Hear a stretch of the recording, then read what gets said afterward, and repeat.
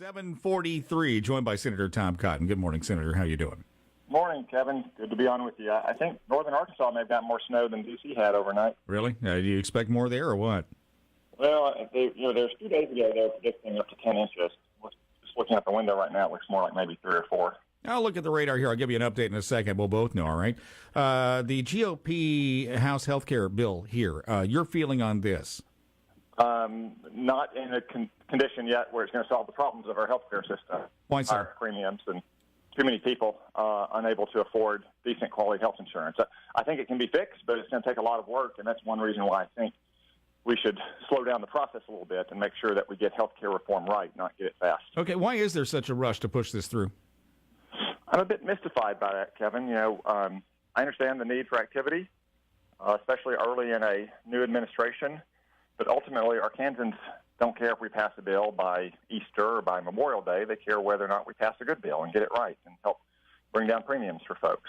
That's a message I've been conveying in public and in private for a long time. Obviously, I don't want to unduly delay. I don't think we need 14 months as they took with Obamacare, but I just don't think introducing a bill no one has seen on a Monday night and starting to vote on it in committee on Wednesday morning before you even have a budget estimate is going to produce a good result in the long run. Well, the Congressional Budget Office didn't have a very good report on that yesterday either. No, I think the House should have waited until the Congressional Budget Office released that estimate. It has a lot of useful information for us to digest. Now, the Congressional Budget Office is not Moses. They don't come down from the mountaintop carrying stone tablets, and they, in the past, have made some mistakes in estimating Obamacare's impacts. But I think it's incumbent upon us to evaluate their evidence and facts and how they draw their conclusions and see what we think is right and what we think might be off and how we can use that information to help improve this bill to get a better health care outcome for all Americans. Senator Tom Cotton, have House members boxed themselves in here? I mean, they can't really back off of this now, can they? No, they can. I mean, Kevin, legislators always tend to get tunnel vision when they're coming down to the wire and trying to pass a bill. But there's no wire here. This is not a spending bill that has to pass by a certain deadline, else the government shuts down. We have the ability to take a pause and get this right, and I think we should be focused on solving a problem, not passing a bill. So the bill is going through at least 2 more committees in the next week or 2. I would encourage those committees to take a more deliberative approach than occurred last week and try to solve some of these problems, because I do think the bill can be fixed. It can be repaired in a way that gets a majority of both the House and the Senate and also addresses the key problems in our health care system, problems which Obamacare made worse, like higher premium rates, like health care that's too bureaucratic and too impersonal. Senator Tom Cotton, maybe you can speak to this. I'm really curious to know. Republicans have talked about this and put forth efforts to try to repeal Obamacare for years. Now there's an opportunity. Why was there no plan ready, either presented by Congress or the Trump administration? Kevin, the issue is not so much that we didn't have a plan, it's that we had multiple plans. And trying to reduce all the parts of those multiple plans into a single legislative text that unites a majority of the House and the Senate is tricky. That's one reason why I think we should have taken a little bit slower approach.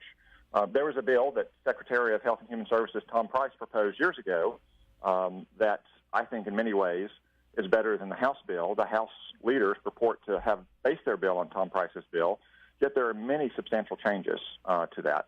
That's one reason why it's important to go through a deliberative, open process, allow organizations like the Budget Office to weigh in, get outside experts to testify so we can make well-informed decisions for all Americans. A lot of people have lined up against this thing, and you've also issued a very dire warning to GOP members there in the House that it could put that majority at risk.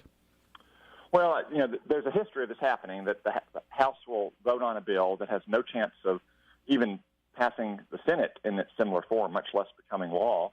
And then those House members have to take responsibility for that vote. The most recent example of this, Kevin, pretty sensational result as well, was in 2009 when Nancy Pelosi had all of her House Democratic colleagues walk the plank on a tax on carbon-based energy, oil, gas, coal, and so forth.